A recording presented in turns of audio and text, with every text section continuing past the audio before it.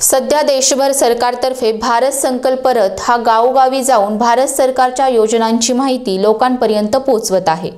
परंतु सरकारी पैशातून मोदी स्वतःची जाहिरात करीत आहेत असा आरोप सर्व स्तरातून होत असताना गावोगावी ह्या रथाला विरोध होताना दिसत आहे।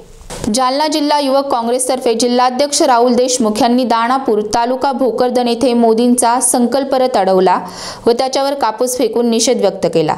रथावरील मोदींचे नाव हटवून तेथे भारत सरकारच्या नावाचे स्टिकर लावण्यात आले।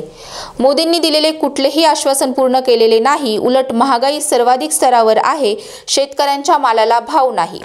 कापसाला प्रति क्विंटल 12,000 रुपये, सोयाबीनला प्रति क्विंटल 10,000 रुपये भाव द्यावा, पीक विम्याची रक्कम, दुष्काळाची रक्कम, प्रोत्साहनपर अनुदानाची रक्कम तत्काळ वर्ग करावी, घरकुल विहिरीचे अनुदान वाटप करावे, मराठा आरक्षण, धनगर आरक्षण, मुस्लिम आरक्षण ह्यांचे प्रश्न मार्गी लावावेत, दूध दरवाढ करावी, नंतर खुशाल रथ फिरवावा असे यावेळी सांगण्यात आले।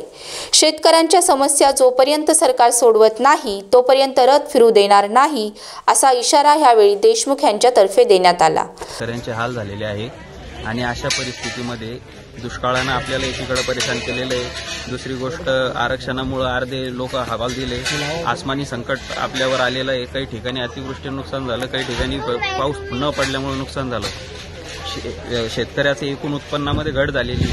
असं असताना सरकार काय करू लागलं तर जाहिरातबाजीमध्ये बिझी।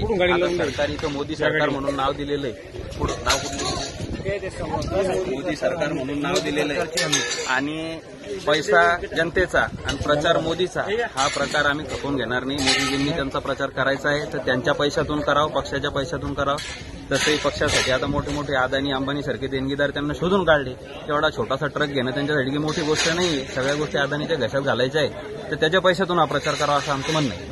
मोदी ने क्या क्या बेचा, क्या क्या खरीदा।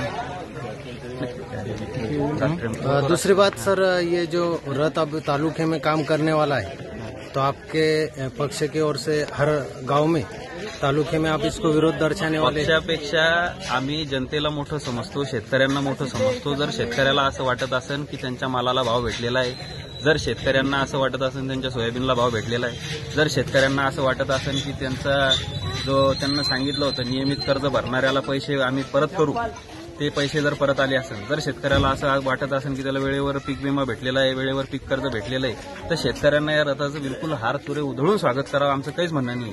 पण ज्या शेतकऱ्यांना या योजनांचा फायदा भेटलेला नाही त्या शेतकऱ्यांना या ते ट्रक थांबवतो मिनिटात, या ट्रकला थांबवलं पाहिजे, ही हा रथ थांबवला पाहिजे अशी आमची शेतकऱ्यांना कळकळीची विनंती। आम्हाला जिथं हा ट्रक दिसेल तिथं आम्ही विरोध करू। Sonaji Chogdande, star Maharashtra news, Jalna.